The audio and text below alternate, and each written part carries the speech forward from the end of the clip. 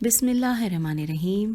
حکمت 476 عدل کی روش پر چلو، بے راہ روی اور ظلم سے کنارہ کشی کرو، کیونکہ بے راہ روی کا نتیجہ یہ ہوگا کہ انہیں گھر بار چھوڑنا پڑے گا اور ظلم انہیں تلوار اٹھانے کی دعوت دے گا۔ آئیے اب شرح کی طرف نظر کرتے ہیں۔ سب سے پہلے یہ جان لیں کہ یہ گفتگو کس کے ساتھ ہو رہی ہے۔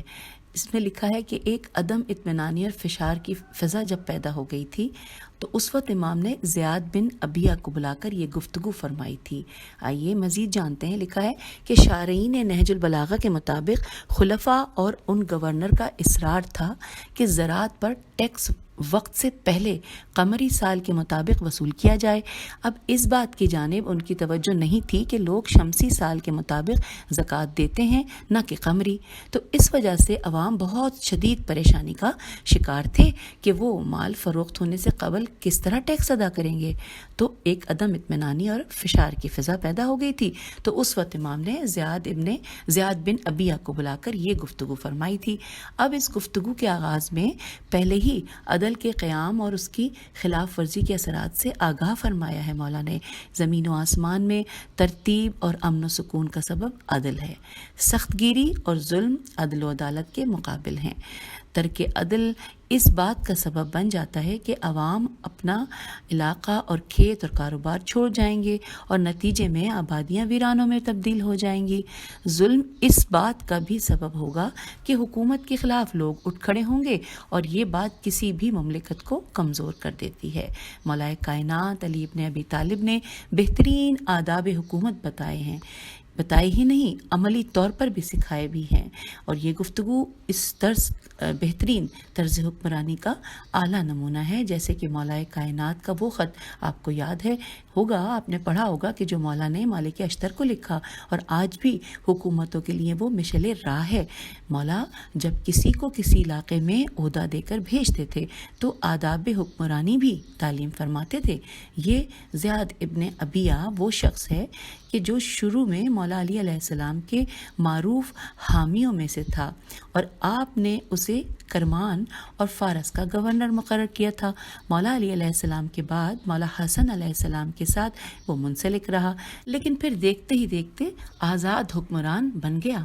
پھر ایک وقت وہ بھی آیا کہ زیاد معاویہ کا نہ صرف مشیر بنا، بلکہ معاویہ نے اسے اپنے بھائی ہونے کا، یعنی ایک ہی باپ کی اولاد ہونے کا اعلان کیا، اور ماں کا نام سمیہ تھا، سین میم یہ ہے۔ کوفہ اور بصرہ دونوں جگہ کا گورنر بنایا، اور عالم یہ تھا کہ اس نے چن چن کر بنو امیہ کے مخالفین خصوصاً شیعان علی کا قتل عام کیا، جن میں حجر بن عدی بھی شامل ہیں۔ ابن زیاد اسی کا بیٹا تھا۔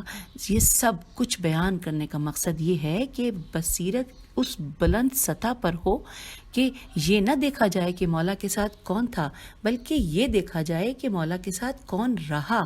اصل معاملہ ہی یہ ہے کہ مولا کے ساتھ رہنا ہے، اور یہ بغیر اطاعت امام ممکن نہیں ہے۔ بہرحال مولا نے ہر ایک کے لیے مکمل ہدایت کے در کھولے۔ جب زیاد ابن ابیہ کو جب عامل مقرر کیا تو مستحکم معیشت اور مستحکم مملکت کے کچھ ایسے اصول بھی بتائے جو آج بھی اٹل ہیں اور حکومتوں کے ایوانوں میں سنہری حروف سے لکھنے کے قابل ہیں۔ مال پر خراج یا لگان یعنی کہ مال گزاری پہلے لینے سے روکا۔ حقیقت یہی ہے کہ کسی بھی ملک کے عوام کو بیجا ٹیکس کا بوجھ غربت اور حکومت سے نفرت کی جانب دھکیل دیتا ہے، اور عدل کی فراہمی کو یقینی قرار دیا کہ عدل کو کام میں لاؤ اور ناحق ظلم و تشدد کی طرف میلان سے دور رہو، کیونکہ ظلم و تشدد لوگوں کو ترک وطن پر اور ظلم تلوار کی طرف یعنی جنگ کی طرف بلاتا ہے۔ تو یہی والی بات ہے کہ تنگ آمد بجنگ آمد۔ تو اگر آج ہم اپنے ارد گرد یہی سب کچھ دیکھ رہے ہیں کہ حکومتیں آج بھی انہی وجوہات کی وجہ سے کمزور ہوتی ہیں۔ افسوس سے کہنا پڑتا ہے کہ خود وطن عزیز اس دور سے بارہا گزرا ہے۔ کتنے ہی لوگ جان و مال کے خوف سے دوسرے ملکوں میں ہجرت کر کے پردیس سہ رہے ہیں۔ دعا ہے بحق علی ابن ابی طالب علیہ السلام کہ پروردگار وطن عزیز کو سلامت رکھے اور ہمیں حقیقی شیعان علی بننے کی توفیق عطا فرمائے۔ آئیے اور اب اگلی حکمت کی جانب چلتے ہیں۔ حکمت 475، قناعت ایسا سرمایہ ہے جو ختم ہونے میں نہیں آتا۔ سید رضی کہتے ہیں کہ بعض لوگوں نے اس کلام کو پیغمبر صلی اللہ علیہ وآلہ وسلم سے روایت کیا ہے۔ آئیے اس کی شرح جانتے ہیں۔ امام علیہ السلام نے اس مختصر اور دانشورانہ جملے میں قناعت کی اہمیت کے بارے میں اشارہ کیا ہے۔ بے شک مادی زندگی میں مال و ثروت انسان کی خواہشات کو پورا کرنے کے لیے اہم وسیلہ ہیں۔ تمام دنیاوی عیش و عشرت اس مال سے وہ حاصل کرتا ہے۔ کہتے ہیں جو ان باپ دادا کی کمائی ہوئی دولت زندگی میں ہی اپنے عیش و عشرت کی نظر کر کے تمام کر دیتے ہیں، اور اگر انسان اس دولت کا غلط استعمال نہ بھی کرے تو زندگی کے اختتام پر مرقد میں خالی ہاتھ ہی جانا ہے۔ اسی لیے امام علیہ السلام نے سرمایہ معنوی کی جانب متوجہ کیا جو ہرگز نہ ختم ہونے والا نہ ساتھ چھوڑنے والا ہے، اور اس خزانے کی روح قناعت ہے۔ قانع انسان سادہ اور بے تکلف زندگی گزار کر بھی مطمئن اور زندگی سے راضی رہتا ہے، جبکہ جس کے پاس دولت قناعت نہ ہو وہ زندگی کی تمام آسائشیں ہونے اور گلیمرس زندگی گزارنے کے باوجود غیر مطمئن اور زندگی سے راضی نہیں رہتا۔ ذات خدا پر پختہ ایمان، اس کے وعدے پر یقین اس زرق برق دنیا کو انسان کی نظر میں حقیر کر دیتا ہے۔ ہم دیکھتے ہیں خود امیر المومنین علیہ السلام کی حیات اس کی عملی تفسیر ہے۔ ان کی حیات مبارک کیوں اتنی پاک و پاکیزہ ہے؟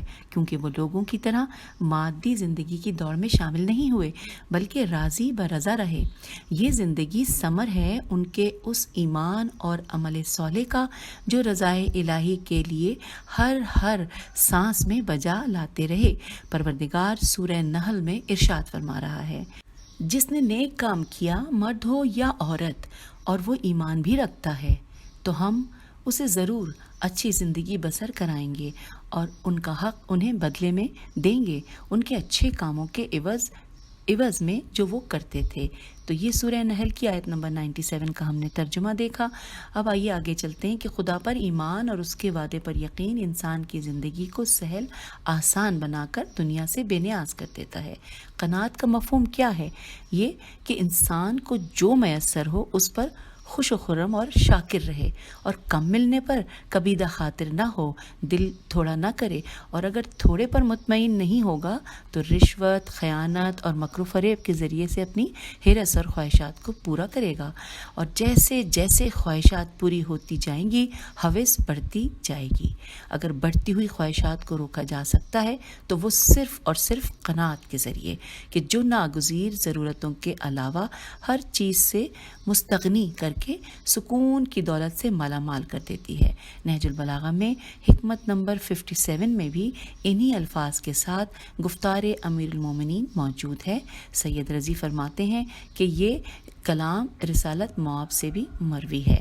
آئیے حکمت نمبر 228 کا بھی ساتھ ساتھ اس میں مطالعہ کر لیتے ہیں کہ اس میں بھی امام علیہ السلام نے قناعت کے حوالے سے فرمایا کہ انسان کی حل من مزید کی خواہش ختم نہیں ہوتی یہاں تک کہ انسان قبر میں چلا جاتا ہے، اور حقیقت ہے کہ انسان کی زندگی کا سکون ان لامحدود خواہشات کی وجہ سے تباہ ہو جاتا ہے۔ وہ کتنی ہی برائیوں میں مبتلا ہو جاتا ہے، جیسے کہ حسد، رشوت، مال حرام، ایک دوسرے سے مقابلہ بازی، یہ سب اسی چیز کا پیش خیمہ ہے کہ ہمیں سکون نہیں ملتا۔ اور مولا کے ایک ہی جملے میں سکون حیات کا مولا نے نسخہ اور خدا پر یقین کا ہمیں ثمر بتا دیا ہے۔ ہر حال میں راضی برضا رہنا ہی ایسی دولت ہے کہ جسے دوام ہے۔ اللہ کرے آخر میں دعا کروں گی کہ اللہ تعالیٰ ہم سب کو یہ توفیق عطا فرمائے کہ جو ہم حکمات پڑھ رہے ہیں، کلمات قصار، امام علی علیہ السلام کے الفاظ، یہ سب ہم سمجھ سکیں اور اس پر عمل کر سکیں، اور ہماری زندگیاں اور ہمارا معاشرہ سنور جائے۔ خدا حافظ، فی امان اللہ۔